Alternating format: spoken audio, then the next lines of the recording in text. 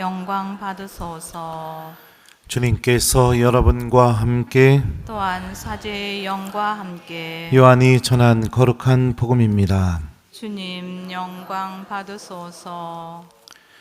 그때 제자들과 함께 식탁에 앉으신 예수님께서는 마음이 산란하시어 드러내놓고 말씀하셨다. 내가 진실로 진실로 너희에게 말한다. 너희 가운데 한 사람이 나를 팔아넘길 것이다. 제자들은 누구를 두고 하시는 말씀인지 몰라 어리둥절하여 서로 바라보기만 하였다. 제자 가운데 한 사람이 예수님 품에 기대어 앉아 있었는데 그는 예수님께서 사랑하시는 제자였다. 그래서 시몬 베드로가 그에게 고갯짓을 하여 예수님께서 말씀하시는 사람이 누구인지 여쭈어 보게 하였다. 그 제자가 예수님께 더 다가가 주님, 그가 누구입니까? 하고 물었다. 예수님께서는 내가 빵을 적셔서 주는 자가 바로 그 사람이다 하고 대답하셨다. 그리고 빵을 적신 다음 그것을 들어 시몬 이스카리옷의 아들 유다에게 주셨다. 유다가 그 빵을 받자 사탄이 그에게 들어갔다. 그때 예수님께서 유다에게 말씀하셨다. 내가 하려는 일을 어서 하여라.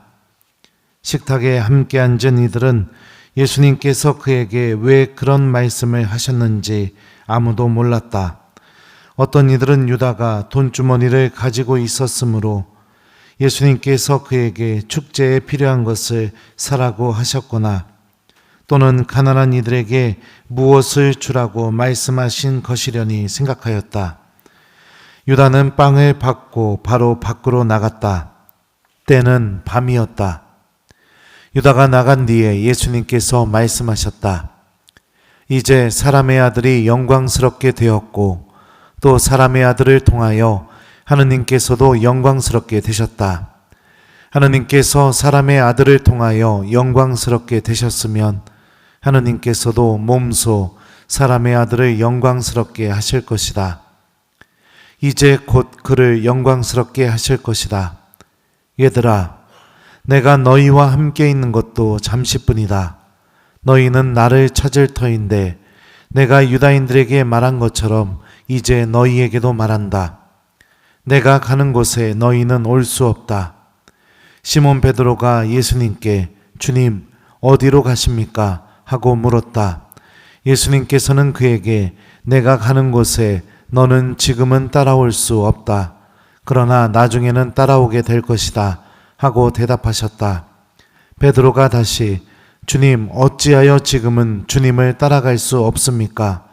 주님을 위해서라면 저는 목숨까지 내놓겠습니다. 하자 예수님께서 대답하셨다. 나를 위하여 목숨을 내놓겠다는 말이냐? 내가 진실로 진실로 너에게 말한다. 닭이 울기 전에 너는 3번이나 나를 모른다고 할 것이다. 주님의 말씀입니다. 그리스도님 참여합니다. 오소서 성령님.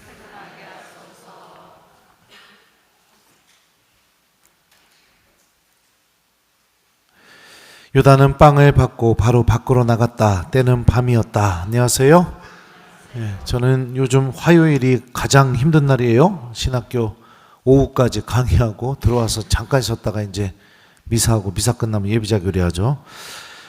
몸은 힘들지만 마음은 행복한 날이기도 합니다. 자, 오늘 복음에서는 유다와 베드로의 배반 이야기가 우리에게 선포되고 있습니다. 예수님께서 제자들 가운데 한 명이 당신을 팔아넘길 것이다 라고 말씀하시게 되자 제자들은 모두 다 이렇게 두려워하고 근심에 쌓이게 되죠. 오늘 복음과 비병행구절인 공간복음을 보게 되면 제자들이 주님, 저는 아니겠지요 이러면서 예수님께 다 이렇게 서로 물어봤다고 전해지고 있습니다. 근데 너무 신기한 점이 무엇이냐? 이 마태오복음에 의하면 유다는 예수님을 부를 때 한 번도 주님이라고 부른 적이 없습니다. 단 한 번도 예수님께 주님이라고 고백한 적이 없어요. 유다는 오늘 이 복음 본문과 병행 구절인 마태복음을 보면 모든 제자들이 주님 저는 아니겠죠 이렇게 물어볼 때 예수님께 어떻게 물어보느냐? 스승님 저는 아니겠죠 이렇게 물어봅니다. 그리고 예수님을 팔아넘기는 장면, 그러니까 예수님 입에 입을 맞추고 그 잡으러 온 사람들에게 예수님을 팔아넘길 때도 유다는 어떻게 인사하느냐? 스승님 안녕하십니까? 이렇게 인사해요. 함께 있었으면서도 예수님이 어떤 분이신지 전혀 알지 못하고 있었다는 것을 우리는 알 수 있습니다. 근데 우리가 또 잊지 말아야 될 사실은 예수님께서는 당신을 팔아넘길 유다에게도 그의 발을 닦아주셨고 또 당신의 몸과 피를 의미하는 축성된 빵과 포도주를 유다에게도 분명히 주셨다는 사실입니다. 13장에 보면 요한복음 13장에 보면 당신의 사람들을 끝까지 사랑하셨다 라고 이렇게 돼 있으면서 세 종류의 이야기가 나오게 되는데요. 그 끝까지 사랑하신 그 사랑에 유다도 예외되지 않았다는 것을 우리가 생각해 볼 수 있어요. 그러면 왜 유다는 예수님과 같이 있으면서도 예수님을 주님으로 한 번도 느껴본 적도 없고 예수님과 깊은 사랑을 맺지도 못하게 되었을까?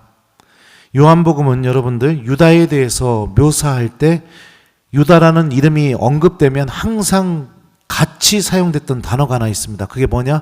돈주머니라는 단어예요. 돈주머니. 오늘 복음에도 돈주머니에 대한 언급이 나오죠. 그죠? 어떤 이들은 유다가 돈주머니를 가지고 있었으므로 이렇게 표현합니다. 어제 복음에서도 향유를 마리아가 예수님 발에 부어드리고 닦아드릴 때 어떻게 유다가 이야기하죠? 그가 가난한 이들에게 관심이 있어서가 아니라 그는 도둑이었다. 그는 돈주머니를 막고 있으면서 거기에 든 돈을 가로채곤 하였다. 이렇게 묘사가 되어 있습니다. 이런 유다의 모습을 통해서 우리가 한 가지 중요한 사실을 생각해 볼 수 있죠. 우리들 마음 안에 하느님보다 더 중요한 것 또는 하느님만큼이나 중요한 것이 자리 잡고 있다면 하느님의 사랑이 우리 안에 머물 수 없게 된다는 그런 사실입니다. 예수님이 마태복음 6장에서요 산상설교 때 이런 말씀하십니다. 아무도 두 주인을 섬길 수 없다. 한쪽은 미워하고 다른 쪽은 사랑하며 한쪽은 떠받들고 다른 쪽은 업신여기게 된다. 너희는 하느님과 재물을 함께 섬길 수 없다. 돈에 대한 마음이 유다의 마음 안에 가득 차 있었기 때문에 유다의 마음 안에는 하느님이 계실 자리가 없었던 거죠. 돈 자체는 나쁜 것은 아닙니다. 하지만 그 돈에 대한 이 욕심이 우리 안에서 생기기 시작하게 되면 그 순간부터는 하느님이 그 사람 안에 계실 자리가 없어요. 주님의 말씀이 들어올 자리도 없고 하느님의 사랑을 체험할 자리도 없습니다. 그래서 돈 벌기 위해서는 수단과 방법을 가리지 않고 어떤 희생도 어떤 어려움도 다 감내합니다. 하지만 영원한 생명을 얻기 위해서는 손가락 하나 까닭하지 않게 되는 이유가 바로 그런 이유입니다. 그 사람이 미사에 성실하게 나오고 기도하고 있다 하더라도 마음 안에 하느님이 계실 자리를 마련하지 못하고 있다면 결국에는 유다처럼 하느님이 어떤 분이신지 전혀 알지 못하고 함께 있고 곁에 있고 예전부터 오랜 시간 동안 하느님과 보낸 시간이 너무나 많지만 내 입에서는 그분을 향해서 주님이라는 소리가 절대로 나오지 않게 되는 거죠. 하느님을 향한 사랑이 머물 자리가 전혀 없기 때문에 그런 일이 벌어지게 됩니다. 많은 신앙인들이 이 유다와 같은 모습으로 예수님을 믿고 있습니다. 주님을 선택하기 위해서 포기하는 법을 전혀 몰라요.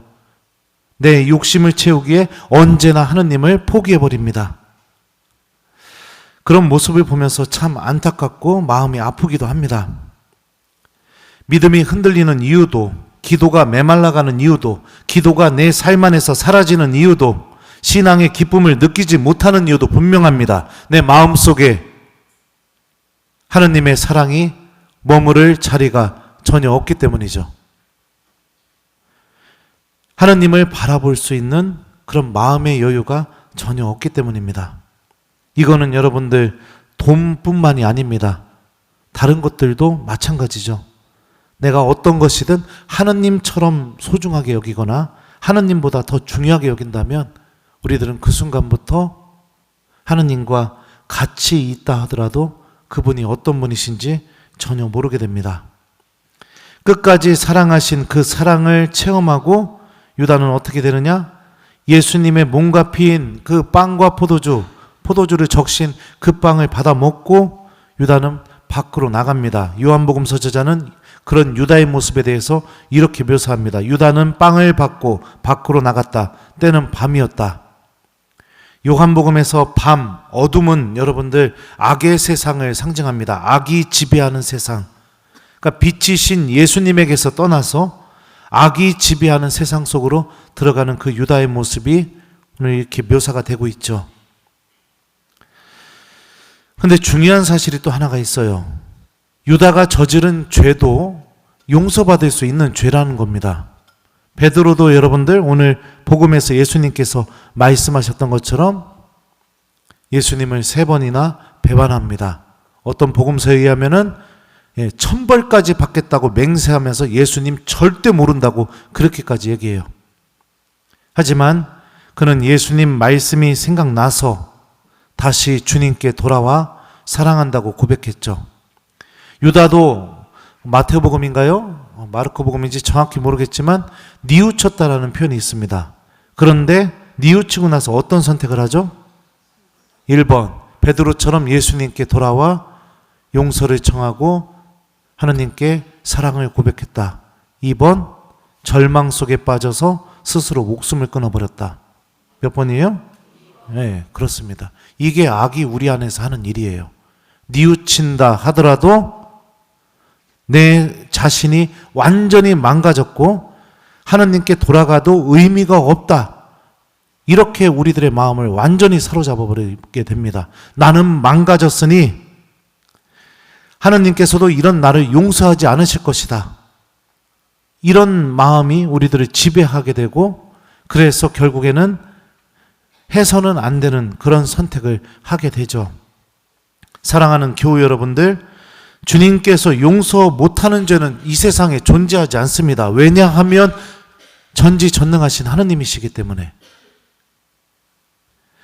베드로가 예수님께 돌아갔던 명확한 이유가 뭐냐면 이렇게 표현해요. 복음서는요. 예수님 말씀이 생각나서 밖으로 나가 슬피 울었다. 그리고 베드로는요. 예수님께서 빵의 기적을 하고 난 뒤에 제자들이 다 떠나게 되자 예수님이 너희도 떠나고 싶으냐 이렇게 물어봤을 때 뭐라고 대답했냐면 주님 저희가 누구에게 가겠습니까? 주님께는 영원한 생명의 말씀이 있습니다. 스승님께서 하느님의 거룩하신 분이라고 저희는 믿어왔고 또 그렇게 알고 있습니다. 이렇게 고백하죠. 넘어질 수 있고 죄 지을 수 있습니다. 내가 생각할 때 정말 이 죄를 하느님께 고백하는 거 용서를 청하는 것 자체가 염치가 없고 부끄럽고 고개를 못 들 정도로 그런 죄를 저지를 수도 있어요. 하지만 중요한 게 무엇이냐? 하느님의 말씀을 듣고 간직했던 사람은 결정적인 순간에 그 말씀이 힘이 되어서 주님께로 돌아가게 해준다는 사실이죠. 이게 여러분들 우리가 하느님의 말씀을 듣고 간직해야 되는 이유인 겁니다. 우리들 마음 안에 하느님의 말씀이 머물 자리를 꼭 마련했으면 좋겠습니다. 그리고 어느 순간부터 하느님을 자꾸만 포기하게 되는 것이 생기게 된다면 여러분들 그거는 유혹거리입니다. 나를 어둠 속으로 끌고 가는 유혹거리. 악이 그것을 이용해서 계속해서 하느님의 사랑이 머물지 못하게 만드는 그 악의 도구라는 것을 우리 모두 절대로 잊지 않길 바라요. 그래서 유다와 같은 실수를 저지르지 않는 신앙인이 되도록 넘어졌어도 베드로처럼 끊임없이 주님께 돌아갈 수 있는 그런 신앙인이 될 수 있도록 우리 모두 그런 믿음을 소유했으면 좋겠습니다. 오늘 일독서를 보면 이스라엘이 이렇게 말해요. 나는 쓸데없이 고생만 하였다. 허무하고 허망한 것에 내 힘을 다 써버렸다. 그러나 내 권리는 주님께 있고 내 보상은 나의 하느님께 있다. 삶을 살면서 이런 고백을 우리도 할 때가 있죠. 쓸데없이 고생하고 허무하고 허망한 것에 내 힘을 다 써버리고, 하지만 우리들의 권리는 주님께 있고 우리들의 보상은 하느님께 있고, 그 밑에는 뭐라고 고백합니까? 나는 주님의 눈에 소중하게 여겨졌고 나의 하느님께서 나의 힘이 되어주셨다. 그죠? 이 말씀에 여러분들 예외되는 사람 아무도 없습니다. 아무리 악한 죄를 저질렀어도 이 말씀은 여전히 그 사람 안에서 유효하게 이루어질 말씀입니다. 그러면은 어떤 선택을 해야 될까요? 하느님의 자비를 믿고 베드로처럼 주님께 돌아갈 수 있는 선택을 하는 것이 신앙인다운 선택이겠죠. 하느님이 우리 마음 안에 머물 수 있도록 주님의 자리를 마련했으면 좋겠어요. 특히 여러분들 돈은요, 하느님의 자리를 다 빼앗아 버리게 됩니다. 특히 돈에 대한 탐욕은 그런 것 같아요. 우리들 마음 안에 여러 가지 욕심과 탐욕, 이런 것들을 좀 비워내고 이번 성주간 동안 하느님께서 머무실 수 있는 자리를 마련하고 하루하루 주님의 말씀을 간직하면서 나를 끝까지 사랑하시는 그 예수님의 사랑을 꼭 체험하는 우리 성주간을 보내도록 다 함께 노력해 봤으면 좋겠습니다. 숙제 드립니다. 오늘 원래 남미사면은 다른 숙제를 좀 드리고 싶었는데 오늘 하루가 다 지나갔으니까 그래도 여러분들 주무시기 전에 아주 간단한 기도, 어떤 기도가 됐던 여러분에게 가장 필요한 기도를 좀 이렇게 꼭 하고, 그리고 오늘 하루를 마무리하는 거, 이거를 숙제로 드릴게요. 기도는 여러분들 일상의 삶 안에서 하나님을 선택하는 방법을 우리에게 가르쳐요. 그리고 일상의 삶 안에서 하나님을 잊지 않게 만들어줍니다. 그래서 오늘 하루 꼭 기도로 마무리하는 하루를 이렇게 보내는 거, 이거를 숙제로 드리도록 할게요. 우리 모두 어둠으로 걸어나가는 신앙인이 아니라 빛으로 예수님 사랑 안에 머무는 신앙인이 되도록 노력했으면 좋겠습니다. 유다는 빵을 받고 바로 밖으로 나갔다. 때는 밤이었다. 아멘.